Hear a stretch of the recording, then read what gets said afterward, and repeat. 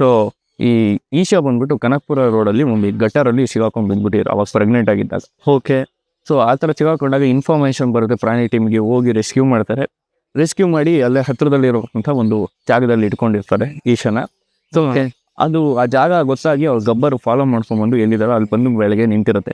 ಆ ಸುತ್ತಮುತ್ತ ಎಲ್ಲ ವಿಚಾರಿಸಿದಾಗ ಗೊತ್ತಾಯಿತು, ಸೊ ಇವರಿಬ್ರು ಕಪ್ಪಲ್ ಮುಂಚೆಯಿಂದ ಒಟ್ಟಿಗೆ ಇರ್ತಿದ್ರು ಅಂತ. ಸೊ ಅವತ್ತಿನಿಂದ ಇವತ್ತಿನವರೆಗೂ ನಮ್ಮ ಜೊತೆನೆ ಇಬ್ರು ಒಟ್ಟಿಗೆ ಇದ್ದಾರೆ. ಇದು ರೆಸ್ಕ್ಯೂ ಮಾಡಿ ಇಲ್ಲಿ ತಂದು ಇಟ್ಕೊಂಡಿದ್ದೀವಿ, ನಮ್ಮ ಹತ್ರನೇ ಇರ್ತಾರೆ. ಇದು ಇದಕ್ಕೆ ತುಂಬ ಇಲ್ಲಿ ನರ್ವ್ ಎಂಡಿಂಗ್ಸ್ ಅಂದರೆ ನರಗಳು ಮತ್ತು ಎಷ್ಟೋ ಮಾಂಸಖಂಡ ಎಲ್ಲ ಇದಕ್ಕೆ ಫುಲ್ ಕನೆಕ್ಟ್ ಆಗಿರೋದ್ರಿಂದ ಏನಾಗುತ್ತೆ, ಇಲ್ಲಿ ಸಣ್ಣದಾಗಿ ಸವರಿರೋ ಗೊತ್ತಾಗುತ್ತೆ, ಜೋರಾಗಿ ಕುಟ್ಟಿರೋ ನೋವು ಕೂಡ ಆಗುತ್ತೆ. ಸೊ ಹಾಗಾಗಿ ಯಾವತ್ತೂ ನಾವು ಇದನ್ನು ಕುಟ್ಟೋದಾಗಲಿ ಜೋರಾಗಿ ಏನೂ ಆಗೋದಿಲ್ಲ ಅಂತ ಟೆಸ್ಟ್ ಮಾಡೋಕ್ಕಾಗಲಿ ಹೋಗ್ಬಾರ್ದು. ಸೇಮು ಹುಲ್ಲನ್ನ ಒಣಗಿರೋ ಹುಲ್ಲು ಹೇಗಿರುತ್ತೆ ಸೇಮ್ ಆ ಥರನೇ ತುಂಬ. ಸೊ ನಿಮ್ಗೆ ಹೊರಗಡೆಯಿಂದ ಹಂಗೆ ಅನ್ನಿಸ್ತಿದೆ, ಆ ಕೆಳಭಾಗದಲ್ಲಿ ಏನಿದೆ ಅದನ್ನು ಮುಟ್ಟೆ ನೋಡಿ, ಸಾಫ್ಟ್ ಎಷ್ಟು ಅಲ್ಲ. ಓಯ್ ಮೇಲ್ಗಡೆ ಮಾತ್ರ ಹಿಂಗಿದೆ, ಒಳಗಡೆ ನೋಡಿದ್ರೆ ಇದ್ರ ಒಳಗಡೆ ಕೈ ಹಾಕಿ ನೋಡಿದ್ರೆ ಒಂದು ಫುಲ್ಲು ಸ್ಮೂತ್ ಆಗಿದೆ, ಸಾಫ್ಟ್ ಆಗಿ ತುಂಬ.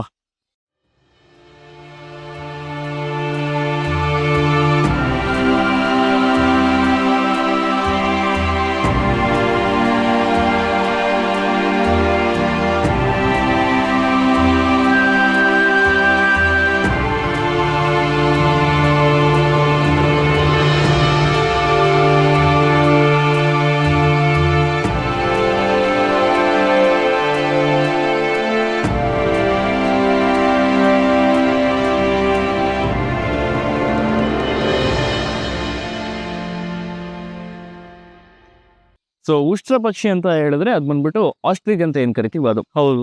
ಸೊ ಆಸ್ಟ್ರಿಚ್ ಬಂದ್ಬಿಟ್ಟು ತುಂಬಾ ಇದಕ್ಕಿಂತ ಎತ್ತರವಾಗಿರುತ್ತೆ. ಅದು ಪ್ರಪಂಚದ ಅತಿ ದೊಡ್ಡ ಪಕ್ಷಿ. ಇದು ಬಂದ್ಬಿಟ್ಟು ಪ್ರಪಂಚದ 2ನೇ ಅತಿ ದೊಡ್ಡ ಪಕ್ಷಿ. ಇದನ್ನ ಈಮು ಅಂತ ಹೇಳಿ ಕರೀತಾರೆ. ಓಕೆ. ಸೊ ಉಷ್ಟ್ರ ಪಕ್ಷಿಗೂ ಇದಕ್ಕೂ ಏನ್ ಡಿಫ್ರೆನ್ಸ್ ಅಂತ ಹೇಳಿದ್ರೆ, ಅವ್ರು ಉಷ್ಟ್ರ ಪಕ್ಷಿ ಸುಮಾರು 9 ರಿಂದ 10 ಅಡಿ ಬೆಳಿಬೋದು, ಅಷ್ಟೇ ಎತ್ತರದಲ್ಲಿ ನಿಂತ್ಕೋಬಹುದು. ನಿಂತಾಗ ಅಷ್ಟು ದೊಡ್ಡದೇ ಇರ್ತವೆ. ಹಾಗೆ ಕಾಲಿನ ಬೆರಳುಗಳನ್ನ ನೋಡಿದ್ರೆ ಇವಕ್ಕೆ 3 ಇದೆ, ಅವುಗಳಿಗೆ ಬರೀ 2 ಇರುತ್ತೆ. ಇವುಗಳು ಸುಮಾರು ಒಂದು 6 ರಿಂದ 7 ಅಡಿ ಅಷ್ಟೇ ಬೆಳೆಯೋದು. ನೀವು ಕುತ್ತಿಗೆ ಭಾಗನ ಅಬ್ಸರ್ವ್ ಮಾಡಿದ್ರೆ ಇವಕ್ಕೆ ನೀಲಿ ಮಿಶ್ರಿತ ಬಿಳಿ ಬಣ್ಣದಲ್ಲಿ ಇದೆ. ಹೌದೌದು. ಅದೇ ಉಷ್ಟ್ರ ಪಕ್ಷಿಗೆ ಪಿಂಕ್ ಕಲರ್ ಮತ್ತೆ ವೈಟ್ ಕಲರ್ ಮಿಶ್ರಿತವಾಗಿ ಇರುತ್ತೆ. ಆಮೇಲೆ ಈ ಪಕ್ಷಿ ವಿಶೇಷ ಅಂದ್ರೆ ಇವುಗಳು ಆಸ್ಟ್ರೇಲಿಯಾದಿಂದ ಬರ್ತವೆ. ಆದರೆ ಉಷ್ಟ್ರ ಪಕ್ಷಿ ಏನು ಆಸ್ಟ್ರೇಲಿಯಾ ಅಂತೀವಿ, ಅವು ಆಫ್ರಿಕಾದಿಂದ ಬರುವಂಥದ್ದು. ಇವುಗಳು ಸುಮಾರು ಒಂದು 40 ರಿಂದ 50 ಕಿಲೋಮೀಟರ್ ಸ್ಪೀಡಲ್ಲಿ ಓಡ್ಬೋದು. ಸೊ ಇವುಗಳ ವಿಶೇಷ ಅನ್ನೋದ್ರೆ ನಾವು ಓಡೋಕೆ ಸ್ಟಾರ್ಟ್ ಮಾಡಿದ್ರೆ ಅವು ಕಾಂಪಿಟೇಷನ್ ಕಂಡು ಓಡ್ಬಿಡ್ಬೋದು ಒಳಗಡೆ ಹೋದಾಗ. ಸೊ ನಾವು ನಿಧಾನವಾಗಿ ಹೋಗಿ ಮುಟ್ಬೋದು ಇವಾಗ. ಖಂಡಿತ. ಸೊ ಇಲ್ಲಿ ಏನು ನೋಡ್ತಿದ್ದೀರಾ, ಸೊ ಇದು ಈ ಈಮುದು ಮೊಟ್ಟೆ. ಓಕೆ. ಗ್ರೀನ್ ಕಲರ್ ಇದೆಯಲ್ಲ ಮೊಟ್ಟೆ. ಹೌದು. ಸೊ ಈ ಮೊಟ್ಟೆ ಬಗ್ಗೆ ವಿಶೇಷ ಏನು ಅಂತ ನಾವು ಒಳಗೋದಾಗ ತಿಳಿಸ್ಕೊಡ್ತೀನಿ. ಖಂಡಿತ. ಸೇಮ್ ಒಂಥರ ಒಣಗಿರೋ ಹುಲ್ಲು ಹೇಗಿರುತ್ತೆ ಸೇಮ್ ಆ ಥರನೇ ಇದೆ ನೋಡಿ. ಇದು ಎಲ್ಲ ಹೋಗ್ತಾ ಇದ್ದಾನೆ. ಸೊ ಇಲ್ಲೊಂದು ಕೂತಿದೆ, ಅದನ್ನೇ ಮಾಡಿ. ಸೇಮು ಹುಲ್ಲನ್ನ ಒಣಗಿರೋ ಹುಲ್ಲು ಹೇಗಿರುತ್ತೆ ಸೇಮ್ ಆ ಥರನೇ ತುಂಬ. ಸೊ ನಿಮ್ಗೆ ಹೊರಗಡೆಯಿಂದ ಹಂಗೆ ಅನ್ನಿಸ್ತಿದೆ, ಆ ಕೆಳಭಾಗದಲ್ಲಿ ಏನಿದೆ ಅದನ್ನು ಮುಟ್ಟೆ ನೋಡಿ, ಸಾಫ್ಟ್ ಎಷ್ಟು ಅಲ್ಲ. ಓಯ್ ಮೇಲ್ಗಡೆ ಮಾತ್ರ ಹಿಂಗಿದೆ, ಒಳಗಡೆ ನೋಡಿದ್ರೆ ಇದ್ರ ಒಳಗಡೆ ಕೈ ಹಾಕಿ ನೋಡಿದ್ರೆ ಒಂದು ಫುಲ್ಲು ಸ್ಮೂತ್ ಆಗಿದೆ, ಸಾಫ್ಟ್ ಆಗಿ ತುಂಬ. ಸೊ ಇನ್ನೂ ಒಂದು ವಿಶೇಷ ಅಂದರೆ, ನೀವು ಇಲ್ಲಿ ಏನು ಪುಕ್ಕ ನೋಡ್ತಿದ್ದೀರಾ, ಇದನ್ನು ಹತ್ತಿರದಲ್ಲಿ ಇಟ್ಕೊಂಡು ಏನು ವ್ಯತ್ಯಾಸ ಇದೆ ನಾರ್ಮಲ್ ಪಕ್ಷಿ ಪುಕ್ಕಕ್ಕೂ ಇದಕ್ಕೆ ಏನು ವ್ಯತ್ಯಾಸ ಇದೆ ಅಂತ ನೋಡಿ. ಸೊ ನೀವು ಅದ್ರ ಬುಡ ನೋಡಿ, ಒಂದೇ ಬುಡದಿಂದ 2 ಪುಕ್ಕಗಳು ಬಂದಿದೆ. ಸೊ ಎಲ್ಲ ಪಕ್ಷಿಯಲ್ಲಿ ಹೀಗಿರೋದಿಲ್ಲ ಸಾಧ್ಯ. ಈ ಪಕ್ಷಿಲಿ ಏನು ವಿಶೇಷ ಅಂದರೆ, ಸೊ ಒಂದೇ ಬುಡದಿಂದ 2 ಪುಕ್ಕಗಳು ಬರುತ್ತೆ. ಇಲ್ಲಿ ನೋಡಿ, ಇಲ್ಲಿ ಒಂದೇ ಇದರಲ್ಲಿ 2 ಪುಕ್ಕಗಳು ಕವಲು ಹೊಡೆದಿರೋದು ನೋಡಿ. ಸೊ ಇವುಗಳನ್ನ ಇನ್ನೂ ಒಂದು ಹೇಳ್ತಾರೆ, ಪಕ್ಷಿಗಳೆಲ್ಲ ಡೈನೋಸಾರ್ ಕಾಲದಿಂದ ಬಂದಿದ್ದು ಅಂತ ಹೇಳಿ. ಓಕೆ. ಸೊ ಈ ಪಕ್ಷಿಗಳನ್ನ ನಾವೇನು ಅಂದರೆ ಈ ಪಕ್ಷಿಯಲ್ಲಿ ನಾವು ಆ ಕುರುಹುನ ನೋಡ್ಬೋದು. ಓಕೆ. ಇದನ್ನು ಕೂಡ ಆಲ್ಮೋಸ್ಟ್ ಡೈನೋಸಾರ್ ಥರನೇ ಇದ್ದದ್ದು, ಡೈನೋಸಾರೇ ಆಗಿರ್ಬೋದು. ಹಿಂದೆ ಡೆವಲಪ್ ಆಗ್ತಾ ಅವುಗಳ ಮುಂದೆಗಳ ಕಾಲುಗಳು ಹೋಗಿ ಅಂದರೆ ರೆಕ್ಕೆ ಆಯಿತು ಅಂತ ಹೇಳ್ತಾರೆ. ಬಟ್ ಇದ್ರ ರೆಕ್ಕೆಯಲ್ಲಿ ನಾವು ಆ ಕುರುಹನ್ನ ಇನ್ನೂ ನೋಡ್ಬೋದು. ನೀವು ಇಲ್ಲಿ ನೋಡಿದ್ರೆ ಸೊ ಹತ್ರದಲ್ಲಿ ಬಂದು ನೋಡಿದ್ರೆ ಇದಕ್ಕೆ ಇನ್ನೂ ಉಗುರು ಕಾಣುತ್ತೆ. ಸೊ ಈ ಉಗುರು ಏನಕ್ಕಿದೆ ಅಂದರೆ, ಈ ಡೈನೋಸಾರ್ಸ್ ಕೂಡ ಮುಂದೆ ಕಾಲಿತ್ತು, ಅದ್ರ ಉಗುರಿತ್ತು. ಅಂದರೆ ಆ ಕಡೆನೂ ಎರಡೂ ಕಡೆನೂ ಇದೆ. ಓಕೆ. ಓಕೆ. ಸೊ ಇದರಿಂದೆಲ್ಲ ನೀವು ಡೈನೋಸಾರ್ಸ್ಗೆ ಎಷ್ಟು ಕ್ಲೋಸ್ ರಿಲೇಟಿವ್ ಅಂತ ಅಬ್ಸರ್ವ್ ಮಾಡ್ಬೋದು. ಅಂದರೆ ಡೈನೋಸಾರ್ಗೆ ಅದು ಕಾಲು ವರ್ಕ್ ಆಗ್ತಾ ಇತ್ತು, ಇದು ವರ್ಕ್ ಆಗೋದಿಲ್ಲ. ಇದಕ್ಕೆ ರೆಕ್ಕೆಯಾಗಿ ಕನ್ವರ್ಟ್ ಆಯಿತು ಪಕ್ಷಿಗಳಿಗೆ, ಎಲ್ಲ ಪಕ್ಷಿಗಳಿಗೆ. ಓಕೆ. ಇದಕ್ಕೆ ಹಾಗೆ ಉಳಿಯಿತು. ಇದು ಹಾರಕ್ಕಾಗೋದಿಲ್ಲ ತುಂಬ ಭಾರ ಇರೋದ್ರಿಂದ. ಓಕೆ.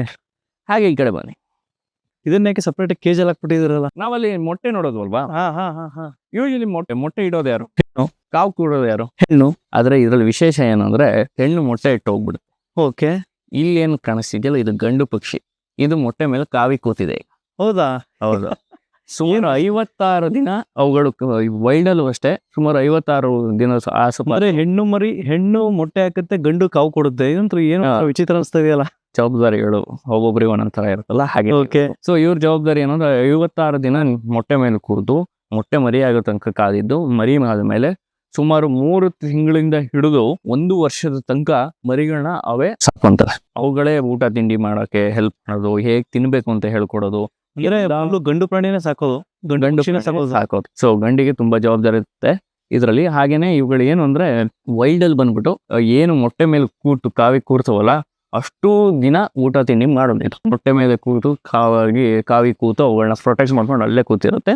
ಯಾವಾಗ ಅವು ಊಟ ತಿಂಡಿನೆಲ್ಲ ನೀರು ಎಲ್ಲ ಯಾವಾಗ ಕುಡಿಯೋದು ಅಂದ್ರೆ ಆ ಮೊಟ್ಟೆಗಳ ಹ್ಯಾಚ್ ಆಗಿ ಮರಿಗಳ ಬಂದ ಮೇಲೆ ನಿಧಾನವಾಗಿ ಮರಿಗಳ ಜೊತೆಗೆ ಆಚೆ ಹೋಗಿ ತಿನ್ನೋದು ಮಾಡೋದು ಎಲ್ಲ ಸ್ಟಾರ್ಟ್ ಮಾಡುತ್ತೆ.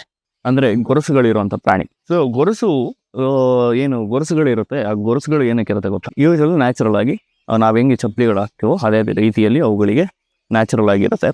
ಸೊ ಆ ಗೊರಸು ಬಂದ್ಬಿಟ್ಟು ಈ ಕೆರಾಟಿನ್ ಅಂದ್ರೆ ನಮ್ಮ ಉಗುರುಗಳು ಕೂದಲುಗಳೆಲ್ಲ ಏನ್ ಮೇಡಾಗಿರುತ್ತಲ್ಲ ಅದೇ ತರ ಅವುಗಳು ಅದರಲ್ಲೇ ಫಾರ್ಮ್ ಆಗಿರುತ್ತೆ. ಈ ಗೊರಸುಗಳಿರುವಂತ ಪ್ರಾಣಿಗಳಿಗೆ ಯಾವತ್ತು ಕಣ್ಣು ವಿಷನ್ ಬಂದ್ಬಿಟ್ಟು ಸೈಡ್ ವೈಸ್ ಇರುತ್ತೆ. ಸೊ ನೇರವಾಗಿರೋದಿಲ್ಲ, ಸೈಡ್ ವೈಸ್ ಇರುತ್ತೆ. ಏನಕ್ಕೆ ಅಂದ್ರೆ ಅವುಗಳು ನೆಲದ ಮೇಲೆ ಬಗ್ಗಿ ತಿನ್ನೋದ್ರಿಂದ ತಿಂತಿರ್ಬೇಕಾದ್ರೆ ಅಂದ್ರೆ ಸುತ್ತಮುತ್ತ ವ್ಯೂ ಇರಲಿ, ಪೂರ್ತಿ 290 ಡಿಗ್ರಿ ವ್ಯೂ ಇರುತ್ತೆ. ಈಗ 360 ಡಿಗ್ರಿಲಿ 290 ಡಿಗ್ರಿ ವ್ಯೂ ಇರುತ್ತೆ, ಅಷ್ಟು ವೈಡ್ ಆಗಿರುತ್ತೆ ಐಸು. ಸೊ ಇವುಗಳಿಗೆ ಏನು ಅಂದ್ರೆ ಬ್ಲೈಂಡ್ ಸ್ಪಾಟ್ ಕೂಡ ಇದೆ. ಏನು ಅಂದ್ರೆ ಹಣೆ ಭಾಗದಲ್ಲಿ ಮತ್ತೆ ಹಿಂಭಾಗದಲ್ಲಿ. ಸುಮಾರು ಜನ ಹೇಳಿರ್ತಾರೆ ಕುದುರೆ ಹತ್ರ ಹೋದ್ರೆ ಹಿಂದೆಯಿಂದ ಬಂದ್ಬಿಡುತ್ತೆ, ಮುಂದೆ ಕಚ್ಚುತ್ತೆ ಅಂತ. ಏನಕ್ಕೆ ಅಂದ್ರೆ ನಮ್ಮ ಅಪ್ರೋಚ್ ಸರಿ ಇರೋದಿಲ್ಲ. ಯಾವತ್ತು ಅಪ್ರೋಚ್ ಹೆಂಗಿರುತ್ತೆ ಅಂದ್ರೆ ಮುಂದೆಯಿಂದ ಹಿಂಗೆ ಹೋಗ್ಬಿಟ್ಟು ಅಥವಾ ಹಿಂದೆಯಿಂದ ಹೋಗ್ಬಿಡ್ತೀವಿ ಸಡನ್ ಆಗಿ, ಅವಾಗ ಆ ರೀತಿ ಮಾಡುತ್ತೆ. ಈ ಪ್ರಾಣಿಗಳಿಗೆ ನಾವು ಕಾಣಿಸ್ಕೋಬೇಕು. ಯಾವುದೇ ಪ್ರಾಣಿಗಳಿಗೆ ನಾವು ಫಸ್ಟ್ ಕಾಣಿಸ್ಕೊಂಡು ಆಮೇಲೆ ಭೇಟಿ ಆಗ್ಬೇಕು.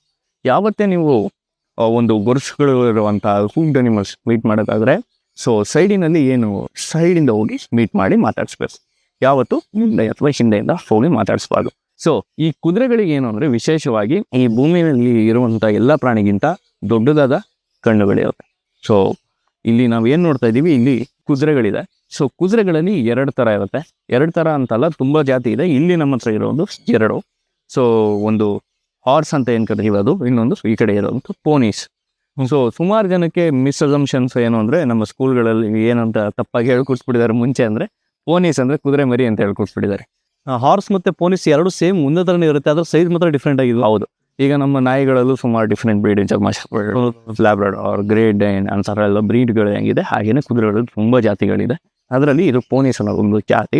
ಸೊ ಇವು ಕುಳ್ಳ ಜಾತಿಯ ಕುದುರೆ ಹಾಗೂ ದೊಡ್ಡ ಜಾತಿಯ ಕುದುರೆ. ಸೊ ಈ ಕುಳ್ಳ ಜಾತಿಯ ಕುದುರೆಗಳಲ್ಲಿ ಏನು ವಿಶೇಷ ಅಂದ್ರೆ ಇವು ತುಂಬಾ ಚೆನ್ನಾಗಿ ಹತ್ತುತ್ತವೆ ಎತ್ತರದ ಪ್ರದೇಶಗಳಿಗೆ, ಅಥವಾ ಏನಾದ್ರು ಲಗೇಜ್ ಎತ್ಕೊಂಡು ಹೋಗುವಂಥದ್ದಾಗಿ ಅಂಥ ಜಾಗದಲ್ಲಿ ನೀವು ಎಷ್ಟೋ ತೀರ್ಥಕ್ಷೇತ್ರಗಳಲ್ಲಿ ನೋಡಿರ್ಬೋದು. ಸೊ ಮೇಲ್ಗಡೆ ಎತ್ಕೊಂಡು ಹೋಗೋದಕ್ಕೆಲ್ಲ ಯೂಸ್ ಮಾಡ್ತಾರೆ ಫೋನಿಸ್ನ.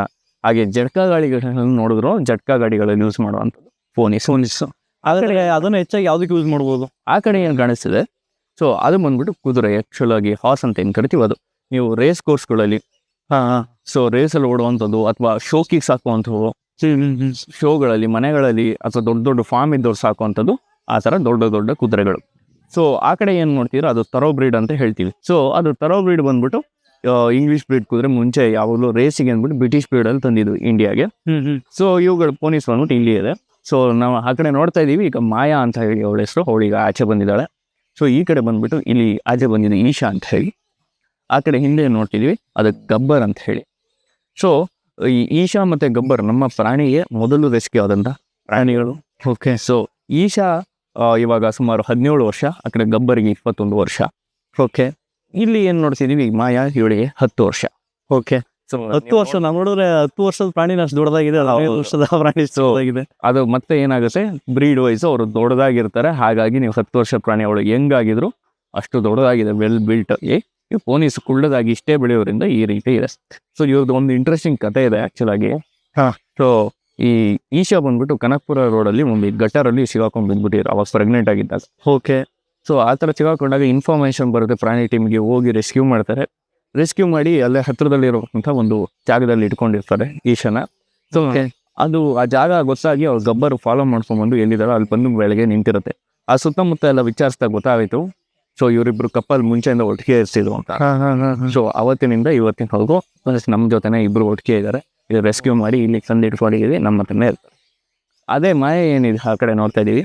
ಮಾಯ ಬಂದ್ಬಿಟ್ಟು ಒಂದು ರೇಸ್ ಕೋರ್ಸ್ನಲ್ಲಿ ರೆಸ್ಕ್ಯೂ ಮಾಡಿರುವಂಥ ಹಾರ್ಸು ನೋಡಿ 10 ವರ್ಷ ಈಗ.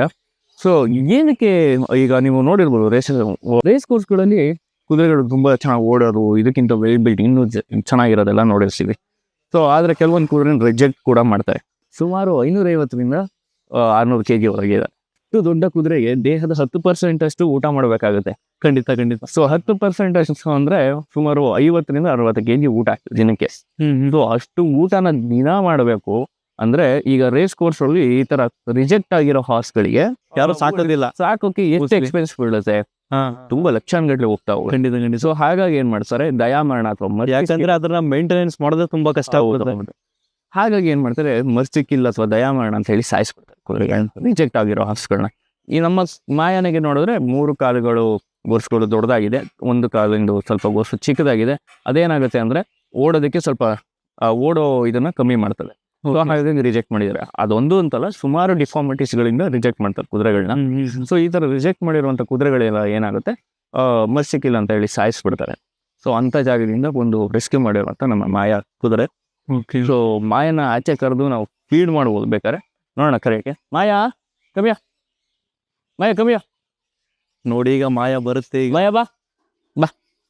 ನೋಡ್ರಿ ಇಲ್ಲಿ ಕರೆದ ತಕ್ಷಣ ಹೆಂಗ್ ಬರ್ತಾ ಇದೆ. ಸೊ ಏನು ನೋಡಿ, ಇವಾಗ ಮಾಯನ್ ನೋಡ್ತಾ ಇದ್ದೀವಿ. ಬಟ್ ಒಂದು ಅಬ್ಸರ್ವ್ ಮಾಡಿದ್ರೆ ನೀವು, ಮಾಯನಿಗೆ ಇಲ್ಲಿ ರೆಡ್ ಬೆಲ್ಟ್ ಹಾಕೊಂಡಿದ್ದಾಳೆ. ಸೊ ಆ ಕಡೆ ಗಬ್ಬರು ಕೂಡ ರೆಡ್ ಬೆಲ್ಟ್ ಹಾಕೊಂಡಿದ್ದಾನೆ. ಸೊ ನೀವು ಯಾವುದೇ ಒಂದು ಪೆಟ್ ಸ್ಯಾಂಚುರಿಗೆ ಹೋದ್ರೂ ಪ್ರಾಣಿಗಳು ಯಾವುದು ರೆಡ್ ಬೆಲ್ಟ್ ಹಾಕೊಳುತ್ತಲ್ವಾ, ಸೊ ಆ ಪ್ರಾಣಿಗಳನ್ನ ನೀವು ಮುಟ್ಟಬಾರ್ದು. ಅಂದರೆ ಮುಟ್ಟಬಾರ್ದು ಅಂದರೆ ಅವರಿಗೆ ಇಷ್ಟ ಆಗೋದಿಲ್ಲ. ಓಕೆ. ಏನಕ್ಕೆ ಇಷ್ಟ ಆಗೋದಿಲ್ಲ ಅಂದರೆ, ಸೊ ಕೆಲವೊಂದು ಪ್ರಾಣಿಗಳಿಗಿರುತ್ತೆ, ನಮ್ಮಲ್ಲೂ ಅಷ್ಟೇ ಅಲ್ವಾ, ನಾವು ಎಲ್ಲರ ಜೊತೆನೂ ಅಡ್ಜಸ್ಟ್ ಆಗ್ಬೇಕು ಅಂತ ಇಲ್ಲ. ಸೊ ಅವುಗಳಿಗೂ ಎಲ್ಲರ ಜೊತೆ ಹೊಂದ್ಕೊಬೇಕು ಅಂತ ಇಲ್ಲ. ಸೊ ಕೆಲವೊಂದು ಭಯ ಆಗಿರ್ಬೇಕು ಮುಂಚೆ ಯಾವಾಗಲೂ. ಸೊ ಅದರಿಂದ ಪಾಸ್ಟ್ ಏನಿದೆ ಅಂತ ಗೊತ್ತಿಲ್ಲ. ಹಾಗಾಗಿ ನಾವು ಅದು ರೆಸ್ಪೆಕ್ಟ್ ಮಾಡ್ಬೇಕು ನಾವು. ಸೊ ಯಾರ ಜೊತೆ ಅಡ್ಜಸ್ಟ್ ಆಗಿರ್ತಾರೋ ಅವ್ರ ಜೊತೆ ಎಲ್ಲ ಮಾತಾಡ್ತಾರೆ. ಯಾವುದೇ ಒಂದು ರೆಡ್ ಬೆಲ್ಟ್ ಹಾಕಿರುವಂಥ ಪ್ರಾಣಿ ಯಾವುದೇ ಒಂದು ಸ್ಯಾಂಚುರಿಗೆ ನೀವು ಹೋದ್ರು ಆದಷ್ಟು ಮುಟ್ಟಬೇಡಿ, ದೂರದಿಂದ ಮಾತಾಡಿಸಿ. ಸೊ ನೀವು ಬೇಕಾದ್ರೆ ಹುಲ್ಲನ್ನು ಫೀಡ್ ಮಾಡ್ಬೋದು ಮಾಯನಿಗೆ, ಈ ಕಡೆ ಪೋನೀಸ್ಗೆ ಫುಲ್ ಕೊಡ್ತೀನಿ, ಫುಲ್ ಫೀಡ್. ಮಾಯಾ ಕಮ್ಮಿಯ, ಮಾಯಾ ಕಮ್ಮಿಯ. ನಿನಗಲ್ಲ, ಹೋಗು. ನಿನಗಲ್ಲ ಫಸ್ಟ್ ನಿನಗೆ, ಆಮೇಲೆ ನಿನಗೆ ಕೊಡಿ. ಪೋನೀಸಿಗೂ ಕೊಡಿ. ಈ ಕಡೆ ಈಶ ಇದ್ದಾರೆ, ಈಶರಿಗೆ ಫೋನ್ ಮಾಡಿ. ಇದು ಗಬ್ಬರ್ ಸಿಂಗ್. ಕಡೆ ಈಶಾ. ಮಾಯಾ ಸಮಯ. ಇವ್ರು ಗ್ರೀನ್ ಬೆಲ್ಟ್ ಮುಟ್ಬೋದು ಅನ್ಸುತ್ತೆ. ಮುಟ್ಬೋದಾಯ್ತು. ಮುಟ್ಟಿ ಯಾವಾಗಲೂ ನಾನು ಹೇಳ್ಕೊಟ್ಟಾಗೆ ಹೂಪ್ ಡೆನಿಮಲ್ಸ್ ಹೇಗೆ ಮುಟ್ಬೇಕು, ಸೈಡಲ್ಲ ಸೈಡಿಂದ ಹಾಗೆ ಮುಟ್ಟಿ. ಓಕೆ. ಮಾಯಾ ಬಾಯ್ಲಿ ಬಾ. ಮಾಯಾ ಯಾಕೋ ಬರ್ಸಲ್ಲ.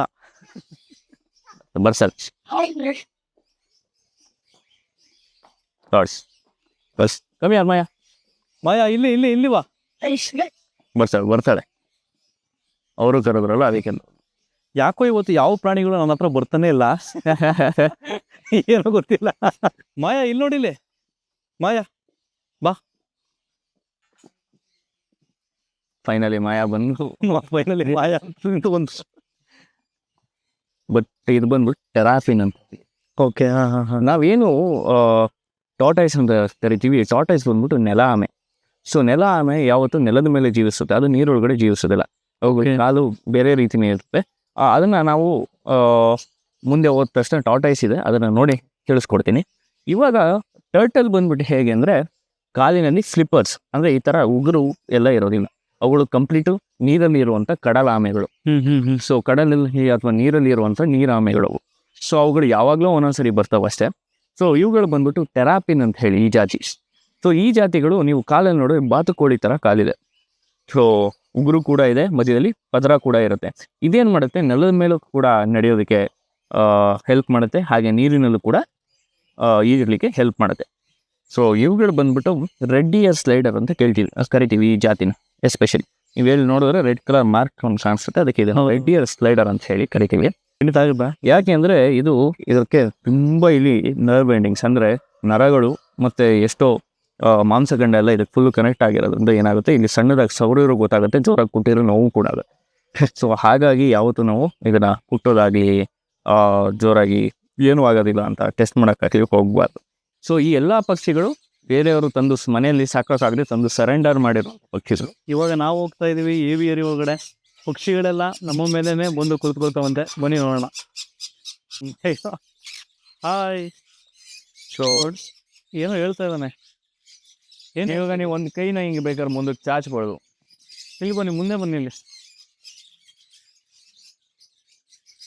ಕ್ಯಾಮ್ರಾ ಮೇಲೆ ಮಾತ್ರ ಹೋಗ್ಬಿಡಿ ಅಷ್ಟೇ. ಆಯ್ತಾ? ಇಲ್ಲಿ ನೋಡಿ, ಇಲ್ಲಿ colour colour colour colour colour colour colour colour colour colour ಎಷ್ಟು ಏನಿಲ್ಲ ಹೆಸರು. ಇದೇ ಪುಡಿ ಮಾಡ್ಕೊಂಡು ತಿಂತಾ ಇದೆ ಫುಲ್ಲು. ಸೊ ಅವುಗಳು ಏನು ಮಾಡುತ್ತೆ ಅಂದರೆ ಹೊರಗಡೆ ಲೇಯರಲ್ಲಿ ಇದು ಬಂದ್ಬಿಟ್ಟು ಸೂರ್ಯಕಾಂತಿ ಬೀಜ.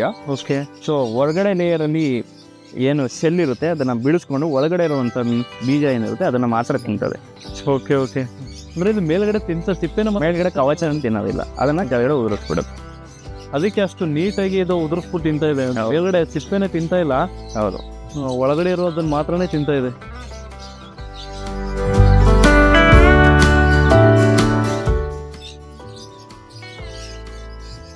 ಇಲ್ಲಿಗೆ ಬಂದದ್ದು ತುಂಬ ಖುಷಿ ಆಗುತ್ತಪ್ಪ. ಯಾಕಂದರೆ ಪಕ್ಷಿಗಳು ನೋಡಿ ನಮ್ಮೇಲೆ ಬಂದು ಅವೇ ಕುತ್ಕೊಳ್ತವೆ. ನಾವೇನು ಇದಕ್ಕೆ ತೊಂದರೆ ಮಾಡೋಂಗಿಲ್ಲ, ಇವುಗಳನ್ನ ಏನು ಮುಟ್ಟೋಗಿಲ್ಲ. ಸೊ ಪಕ್ಷಿಗಳು ಬಂದು ಸುತ್ಕೊಂಡಿದ್ದಾವೆ ನಮ್ಮ ಮೇಲೆ.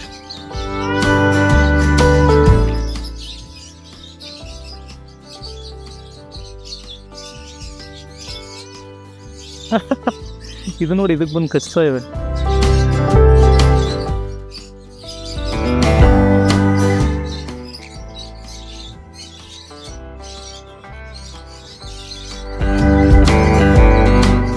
ಹಾಯ್. ನೋಡಿ, ಜಗಳ ಆಡ್ಬೇಡಿ.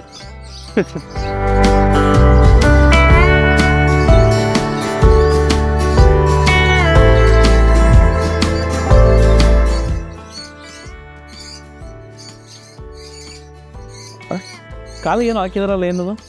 ಸೊ ಕಾಲಿಗೆ ಬಂದ್ಬಿಟ್ಟು ಅದು ಮುಂಚೆ ಯಾರೋ ಬ್ರೀಡರ್ಸ್ ಹತ್ರ ಇಷ್ಟೋ ಅಥವಾ ಯಾರೋ ಹತ್ರನೋ ಇಷ್ಟು. ಸೊ ಅವ್ರುಗಳು ಏನು ಮಾಡ್ಬಿಡ್ತಾರೆ, ಐಡೆಂಟಿಫಿಕೇಷನ್ಗೆ ID ಕಾರ್ಡ್ ಥರ ಮುಂಚೆ ಅದಕ್ಕೆ ರಿಂಗ್ ಹಾಕಿರ್ತಾರೆ. ಅಂದರೆ ಅವರು ಬಂದಾಗ ಇಲ್ಲಿ ನೋಡ್ತಾರಾ? ಇಲ್ಲ ಇಲ್ಲಿ ಬಂದಾಗ ಅವ್ರದ್ದು ಅಂತ ನೋಡೋಕ್ಕಾಗಲ್ಲ. ಯೂಶಲಿ ಪಕ್ಷಿಗಳಲ್ಲಿ ಏನು ಮಾಡ್ತಾರೆ, ಕಾಲಿಗೆ ರಿಂಗ್ ಹಾಕೋದು ಐಡೆಂಟಿಫಿಕೇಷನ್. ನಮ್ಗೆ ಆಧಾರ್ ಕಾರ್ಡ್ ಹೆಂಗಿದೆ ಅದೇ. ಓಕೆ, ಒಂದು ಐಡೆಂಟಿಫಿಕೇಷನ್ಗೆ. ಓಕೆ. ಸೊ ಅದನ್ನು ನೋಡಿದ್ರೆ ನಿಮಗೆ ಅದರ ಡೀಟೇಲ್ಸ್ ಎಲ್ಲ ಸಿಕ್ಬಿಡುತ್ತೆ, ಹೆಣ್ಣು ಗಂಡು. ಅಂದರೆ ಇದರದ್ದು ಅದು ಸೀರಿಯಲ್ ಆ ಥರ ಇದು ಮಾಡಿರ್ತಾರಾ? ಹೌದು, ಆ್ಯಡ್ ಮಾಡಿರ್ತಾರೆ. ಅದು ಬೇಸಿಕ್ಲಿ ಬಂದ್ಬಿಟ್ಟು ಈಗ ಮಾರಾಟ ಮಾಡೋರು ಯೂಸ್ ಮಾಡ್ಕೊಂಡು.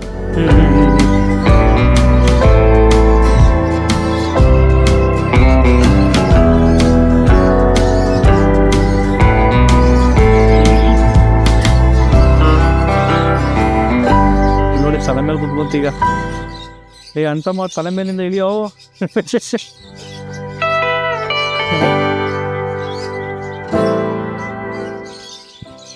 ಬಾಯ್ಲಿ ಕೆಳಗಡೆ ಬಸ್. ಬಾಯ್ಲಿ ಯೂಟ್ಯೂಬ್ ಚಾನಲ್ ಸಬ್ಸ್ಕ್ರೈಬ್ ಮಾಡಿ ಅಂತ ಹೇಳು. ನೀನು ಬಾಯ್ಲಿ ನೀನು ಫುಲ್ ಕಲರ್ ಆಗಿದೆಯಾ? ಇನ್ನು ನೋಡಿ, ಇನ್ನು ಬಸ್ ನೋಡು, ಫುಲ್ ಕಲರ್ ಆಗಿದೆಯಾ? ಹೇಳ, ಯೂಟ್ಯೂಬ್ ಚಾನಲ್ ಸಬ್ಸ್ಕ್ರೈಬ್ ಮಾಡಿ ಅಂತ ಹೇಳು. ಹೇಳಲ್ಲ.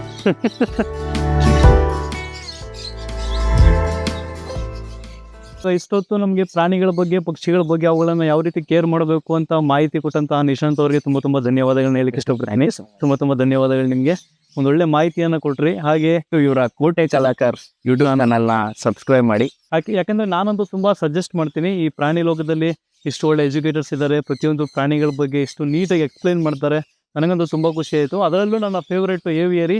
ಇಲ್ಲಿ ನೋಡಿ, ಏವಿಯರಿ ಒಳಗಡೆ ಈಗ ತಾನೇ ಹೋಗಿದ್ವಿ. ನಿಮ್ಗೆ ಏನಾದರೂ ಇಷ್ಟ ಇದ್ದರೆ ದಯವಿಟ್ಟು ಬನ್ನಿ. ಹಾಗೆ ಈ ವಿಡಿಯೋನ ಇಲ್ಲಿಗೆ ಮುಗಿಸ್ತಾ ಇದ್ದೀವಿ. ಮತ್ತೆ ಸಿಗೋಣ ಮುಂದಿನ ವಿಡಿಯೋದಲ್ಲಿ. ಟೇಕ್ ಕೇರ್, ಬೈ ಬಾಯ್.